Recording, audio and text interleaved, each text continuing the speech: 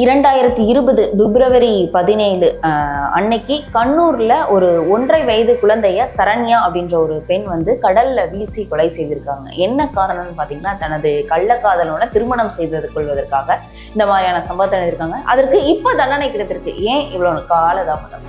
சொன்ன மாதிரி 17 பிப்ரவரி 2020 அப்பதான் இந்த இன்சிடென்ட் நடந்தது. ஓகே, உறவினர்கள், இரண்டு பக்கம் உறவினர்கள் எல்லாமே போய் தேடி இருக்காங்க. குழந்தைய காணும், எங்க என்ன இதையும் உடனே ஐயோ குழந்தைய காணும், யார் தூக்கிட்டு போனான்னு தெரியல, என்னன்னு தெரியல அப்படிங்கிற மாதிரி இவங்க டிராமாவை இவங்க ஸ்டார்ட் பண்ணியிருக்காங்க. அந்த ஒண்ணு கூடவே இந்த மாதிரி கேசஸ்க்கு ஒரு ஜட்மெண்ட் வரும்போது நிறைய பேர் ஸ்டில் ஒரு மித்து இருக்கு. அதாவது பெண்கள்லாம் தப்பு செஞ்சா 2 சொட்டு கண்ணீர் விட்டா எல்லாமே மாறிடும்பா. அவங்களுடைய அந்த வீட்டுல இருந்து 50 மீட்டர்ல தான் பீச்ல போகும்போது அங்க எல்லாரும் உறவினர்கள் எல்லாரும் சேர்ந்து தேடும் போது அந்த குழந்தையுடைய உடல் கரை ஒதுங்கி இருக்கு. உடலை மீட்டு பிரேத பரிசோதனை அடுத்த ப்ரொசீஜர்ஸ்க்கு எல்லாம் அனுப்பிட்டு பக்கத்துலேயே பார்த்தோம் அப்படின்னா பால் பாட்டிலை ஃபஸ்ட்டு பார்க்குறாங்க. ஓகே, குழந்தையோட பால் பாட்டில், அந்த பால் பாட்டில் பக்கத்துலேயே பார்த்தோம் அப்படின்னா ஃபுட் பிரிண்ட்ஸ் இருக்கு. பட் ஆனால் சரண்யா ஃபேஸில் ஒரு படபடப்பு, ஒரு விஷயம் எல்லாமே அவங்க அந்த இடத்துல பார்க்குறாங்க. இங்கே சரண்யா இல்லை நீங்கள் நிஜமாக தான் சொல்கிறீங்களா, அப்போ என் கூட வாழ்ந்துருப்பீங்களா நம்ம தான் சரண்யாக்குள்ள இந்த ஈவல் ஒரு விஷயம் ஸ்டார்ட் ஆகுது.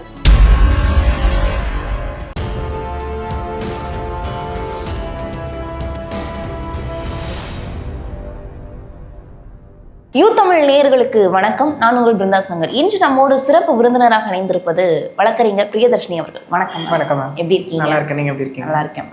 2020 பிப்ரவரி 17 அன்னைக்கு கண்ணூர்ல ஒரு 1.5 வயது குழந்தைய சரண்யா அப்படின்ற ஒரு பெண் கடல்ல வீசி கொலை செய்திருக்காங்க. என்ன காரணம்னு பாத்தீங்கன்னா, தனது கள்ளக்காதலோட திருமணம் செய்து கொள்வதற்காக இந்த மாதிரியான சம்பவத்தை எழுதியிருக்காங்க. அதற்கு இப்ப தண்டனை கிடைத்திருக்கு. ஏன் இவ்வளவு காலதாமதம்? சிஎஸ் ஆக்சுவலி இந்த கேஸ் பொறுத்த வரைக்கும் பார்த்தோன்னா, அகெயின் அதான் சொன்னோம் இல்லையா, அதை தவறு செய்வதற்கு ஆண்கள் பெண்கள்னு இல்லாம இன்னைக்கு நம்ம சொல்லுவோம், பெண்கள்லாம் கருணை உள்ளம் கொண்டவர்கள், ஆண்கள்லாம் லைக் வேற ஒரு லைஃப் கிடைச்சிருச்சு அப்படிங்கிறதுக்காக குழந்தையும் லைக் மனைவியும் விட்டுட்டு போறது எல்லாமே நம்ம பார்த்துருக்கோம் இல்லையா. அந்த அது ஒண்ணு கூடவே இந்த மாதிரி கேசஸ்க்கு ஒரு ஜட்மெண்ட் வரும்போது நிறைய பேர் ஸ்டில் ஒரு மித்து இருக்கு. அதாவது பெண்கள்லாம் தப்பு செஞ்சா 2 சொட்டு கண்ணீர் விட்டா எல்லாமே மாறிடும்பா, அதெல்லாம் அவங்களுக்கு ஃபேவரா தான் வரும் அப்படிங்கிறதுக்கு இல்லை, கிடையவே கிடையாது. திரும்ப திரும்ப இந்த மாதிரி கேசஸ் ரெஜிஸ்டர் பண்ற ஒரு விஷயம், தவறு யார் செய்தாலும் தவறு தான். அது ஆணாக இருந்தாலும் சரி, பெண்ணாக இருந்தாலும் சரி, எந்தவித கருணையும் காட்டப்படாது அப்படிங்கிற மாதிரி ஒரு விஷயம். நம்ம இன்னும் கேசஸ்லயும் இதே மாதிரி இன்னொரு கேஸும் இருக்கு.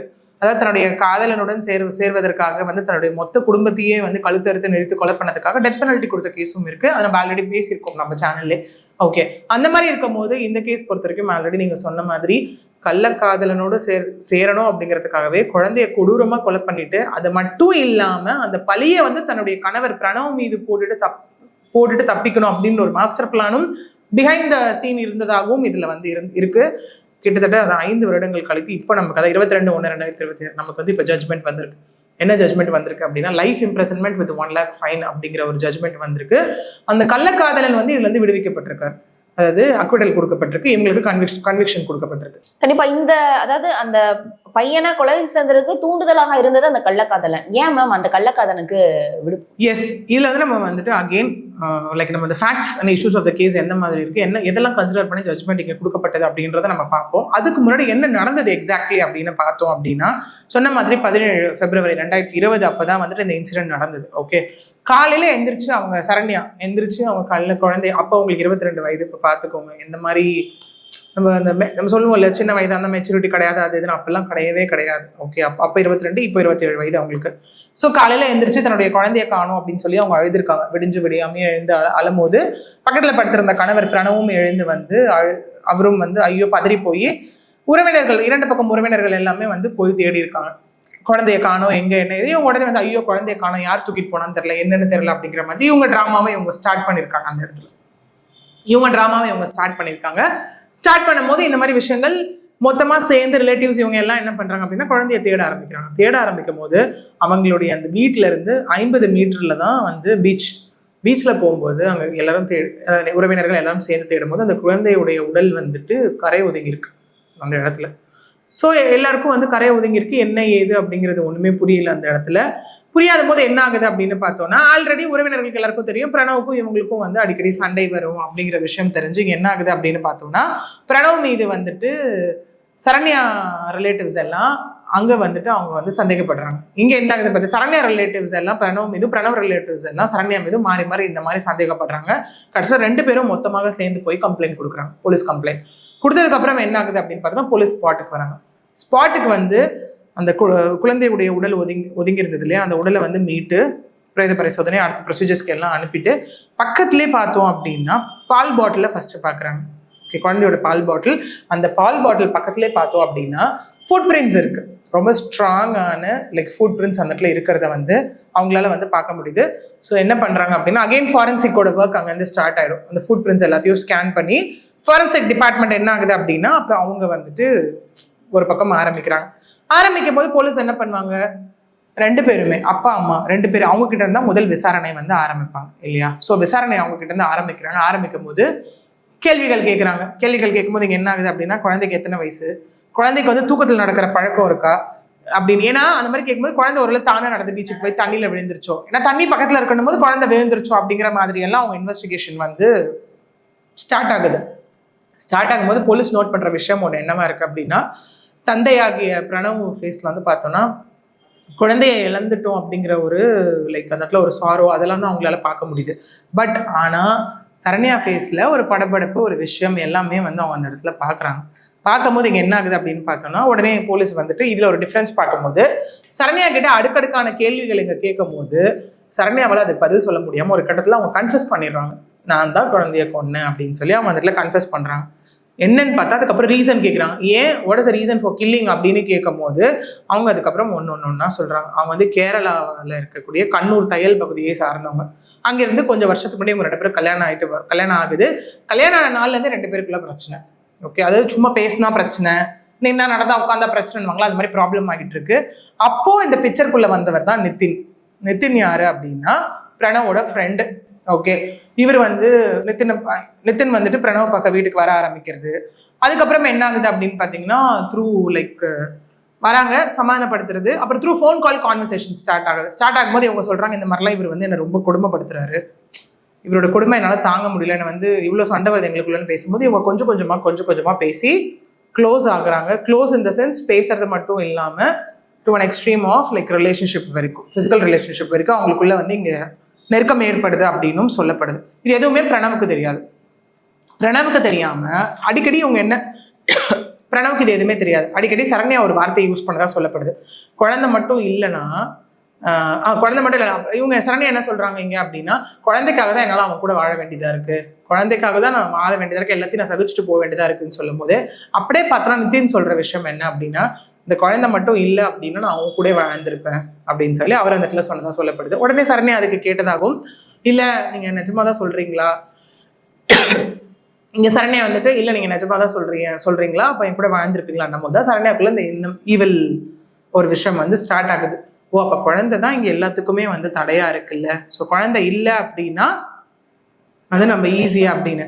பட் ஆனா நிதின் நீங்க என்ன சொல்றாரு அப்படின்னா நீ டிவோர்ஸ் வாங்குறது ஈஸி, நீ பிரணவ் விட்டு பிரிஞ்சு வர்றது ஈஸி, ஆக்சுவலி டிவோர்ஸ் வாங்கிட்டு ஓகே, ஆனா குழந்தை இருக்கிறதுனால தான் என்னால இல்லைன்னா நான் கல்யாணம் பண்ணிருப்பேன்ற ஒரு பாயிண்ட் இருக்கு.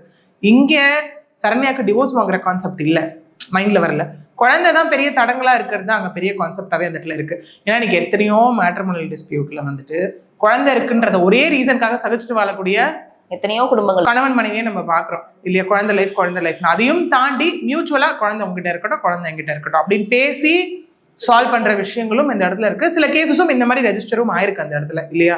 ஸோ அப்படி இருக்கும்போது இங்க என்ன ஆகுது அப்படின்னா உடனே அவங்க என்ன பண்றாங்க, சரி நம்ம வந்து குழந்தைய கொலை பண்ணிடலாம், குழந்தை தான் நமக்கு ஒரே இடத்துல அப்படின்னு சொல்லி மிட்நைட் 2 o'clock குழந்தைய பீச்சுக்கு கூட்டு போறாங்க. பீச்சுக்கு கூட்டு போய் குழந்தை அங்கே என்ன ஆகுதுன்னா அந்த சில்லுன்னு அந்த காற்றுலாம் படும்போது குழந்தை எந்திரிச்சிடறான்.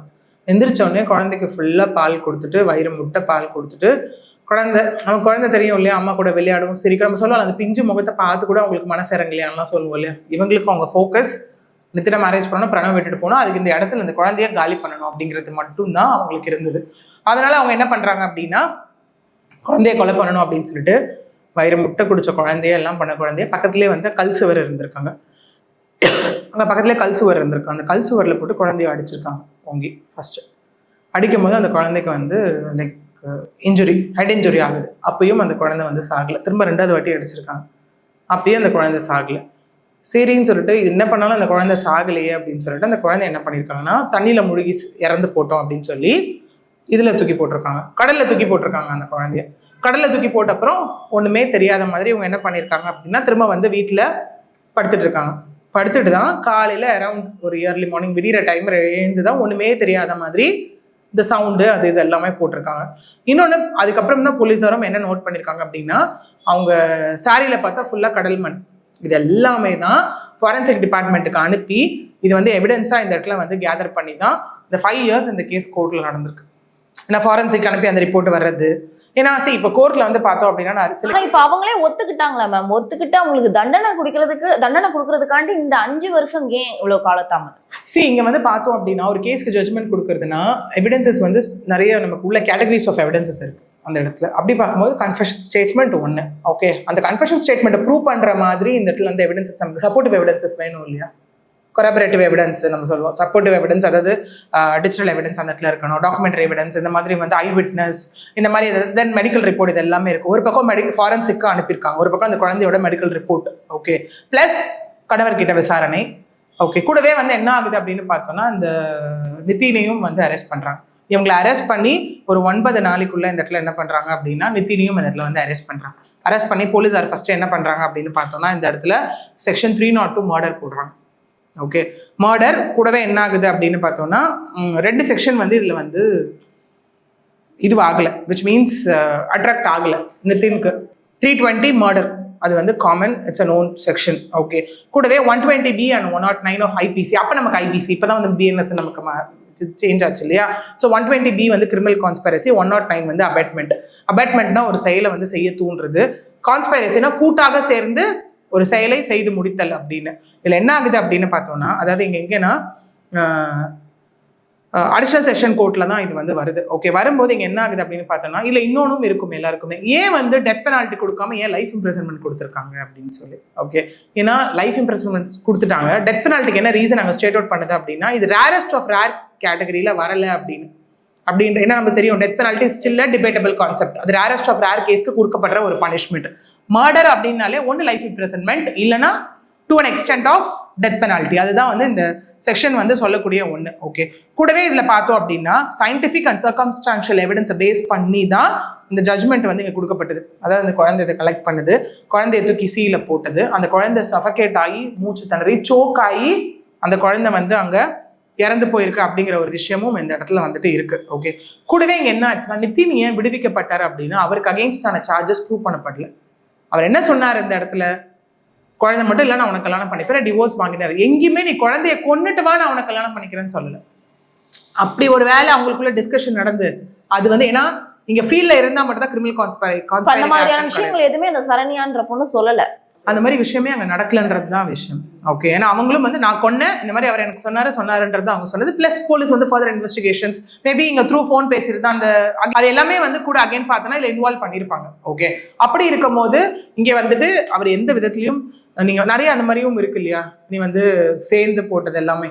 ஓகே, நீ வந்து குழந்தைய கொன்னுட்டு வா அப்படி அந்த மாதிரியான எந்த விஷயமும் இங்கே அவரால் பேசப்படல. அப்படின்றதுனால அந்த அபார்ட்மெண்ட் தூண்டுதலும் கூட்டு சதியும் அந்த இடத்துல இல்லைன்றதுனால இங்க வந்து நிதின் வந்து விடுவிக்கப்பட்டிருக்காரு. அக்விட்டல் ஆக இருந்தாலுமே அவங்க தான் மேம் ஒரு தூண்டுதலா இருந்திருக்காங்க. அதாவது அந்த அந்த குழந்தை இல்லை அப்படின்னா நான் கல்யாணம் பண்ணிக்கிறேன்னு சொன்னது அந்த நிதின் அவங்க தானே. அப்படின்றப்ப அவங்க தூண்டுதலின் பெயர்ல அரெஸ்ட் பண்ணி இது வந்து நீங்க கலோக்கியெல்லாம் நம்ம பார்த்தா ஓகே. அகெயின் எவிடென்ஷியல் படி பார்த்தோம் அப்படின்னா குழந்தை இல்லைன்னா நான் உனக்கு கல்யாணம் பண்ணிருப்பேன்னா ஒரு குழந்தை ஒரு வேளை உங்களுக்கு இல்லாம இருந்தா நான் கல்யாணம் பண்ணிருப்பேன்றதான் இங்க ஒரு வந்து நம்ம ஃபேக்டா பார்க்கணும். ஓகே, அதை தாண்டி இந்த குழந்தை தான் நமக்குள்ள பிரச்சனையே, நீ குழந்தை ஏதாவது நம்ம பண்ணிடலாம் அப்படின்னு சொல்றது வேற. That is and like other extent இருக்கு இல்லையா? ஸோ அது வந்து லைக் அந்த மாதிரி இருந்ததுன்னா கண்டிப்பா அதுல இஷ்யூ கிரியேட் ஆயிருக்கும். இவன் சொல்லிதான் எனக்கு அந்த ஐடியாவே வந்துச்சுன்றது டிஃப்ரெண்ட் இல்லை. ஓகே, அதனால அந்த சார்ஜஸ் ப்ரூவ் பண்ணப்படாததுனால அவருக்கு அக்விட்டல் கொடுக்கப்பட்டது. இந்த இடத்துல சரண்யாக்கு வந்து இன்னைக்கு லைஃப் இம்ப்ரிசன்மெண்டோட கன்விக்ஷன் கொடுக்கப்பட்டிருக்கு. கண்டிப்பா மேம். இப்ப தொடர்ந்து இந்த கேரளா மாநிலத்துல அதிகரித்து வரும் குற்ற சம்பவங்கள் வந்து அதிகமா இருக்கு. ஏன்னா இப்ப ரிப்போர்ட் ஆகுது, ஆகாம நமக்கு நிறைய கேசஸும் இந்த மாதிரி இருக்குதான் இருக்கு. வட மாநிலத்துல இந்த மாதிரியான பிரச்சனைகள் அதிகமா இருக்கும் அப்படின்னு நம்ம பேசிட்டு இருக்கோம். இது எவ்வளவோ வீடியோ பார்த்திருக்கோம். பட் ஆனா கேரளா, தமிழ்நாடு உட்பட அனைத்து மாநிலங்களையும் இந்த மாதிரியான விஷயங்கள் வந்து தொடர்ந்து இருக்கு. கண்டிப்பா கண்ணூர் விஷயம் தொடர்பாக பல்வேறு விவரங்களை எங்களோட பகிர்ந்தமைக்கு நன்றி. நன்றி.